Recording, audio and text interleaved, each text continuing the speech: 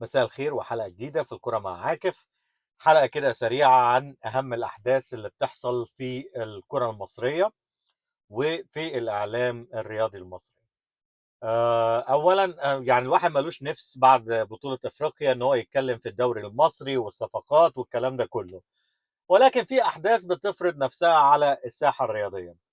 اولا يعني حاجه بسيطه عن نادي الزمالك، اللي هيبيع ناصر ماهر وحسام عبد المجيد لحاجته للفلوس علشان يقدر يسدد الديون اللي عليه.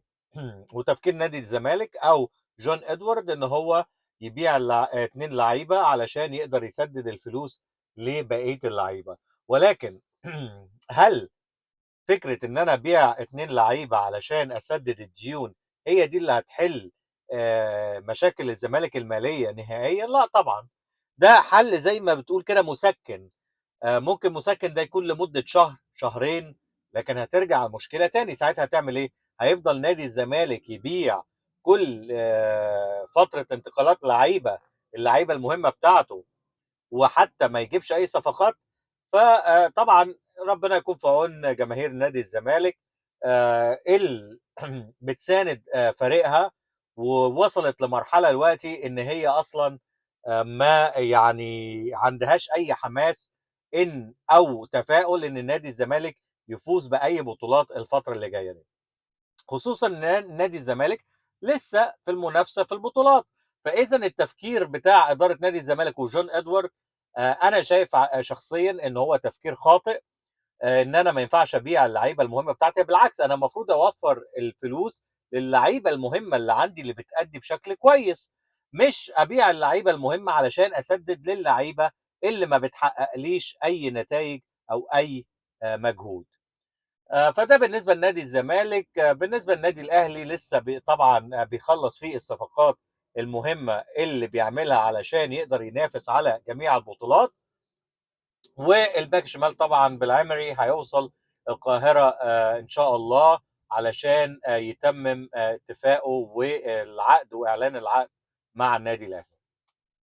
في تفكير في كذا مهاجم اجنبي، ولكن لسه الاداره الفنيه في النادي الاهلي ما استقرتش على الاسم.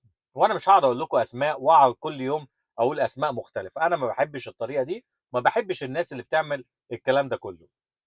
فلما يكون في اسم بصفه نهائيه هتلاقينا بقول لكم قبل ما يعلن النادي الاهلي ان شاء الله. نروح بقى للحدث بقى المهم اللي حصل. نروح نتكلم طبعا على ميدو.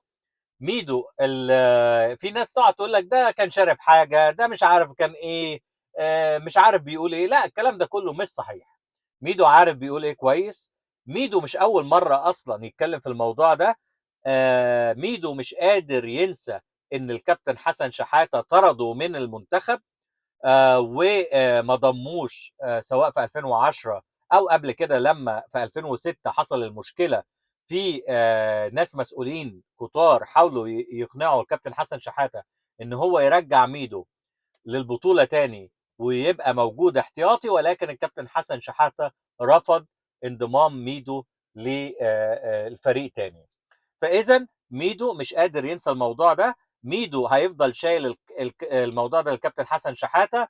فطلع بقى يقول اي هبل، السحر والشعوذه والكلام ده كله، وان انا استبعدت من بطوله 2010 بسبب ان ما رضيتش ان انا البس تيشرت معين، فالساحر قال كذا. الكلام الهبل كله اللي عمال يقوله ده. ويعني لو كابتن حسن شحاته كان ماشي بالسحر كنا زماننا خدنا كاس العالم لقارات او دخلنا كاس العالم، بدل ما احنا ما كناش عارفين نخش كاس العالم. وانت يعني انا برضو مش هلوم ميدو على قد ما لوم ابو المعاطي زكي. انت جايب ميدو، انت عارف ان ميدو بيقول كلام جدلي، انت جايبه مخصوص علشان تعمل جدل علشان الناس او تجيب متابعه او تجيب مشاهده والكلام ده كله. فانا بلوم على ابو المعاطي الذكي، وهي دي مشكله لما يبقى انت ممكن تبقى صحفي شاطر ولكن مقدم برامج الموضوع بيبقى مختلف، او مذيع الموضوع بيبقى مختلف. فالمفروض ان انت لما ميدو يقول حاجه زي كده المفروض ان انت تواجهه، المفروض ان انت تتناقش معاه، تقول له يعني انت جاي في احسن فتره في تاريخ مصر لعب كوره المنتخب الوطني وجاي تقول لي يا أصل السحر ومش عارف إيه والتفاؤل والتشاؤم والزئبق الأحمر والزئبق الأزرق. يا عم ده أحسن فترة في تاريخ مصر لعبت فيها كورة مع الكابتن حسن شحاتة والجيل طبعا العظيم بتاع أبو تريكة وزيدان وعماد متعب وحسني عبد رب ومحمد شوقي. يا عم سيبك من ان انت حتى تتكلم على انجازات المنتخب. شوف اللعيبه اللي كانت بتلعب دي في كل مركز في 2 أو 3 لعيبه مالهمش حل. ولكن انا بلوم ابو المعاطي زكي لما سمع الكلام ده تمادى مع ميدو وفتح له او فرش له كده زي ما بيقولوا، وقعد ياخد الموضوع بهزار ويكمل معاه ويقول له العصير ومش العصير والكلام ده.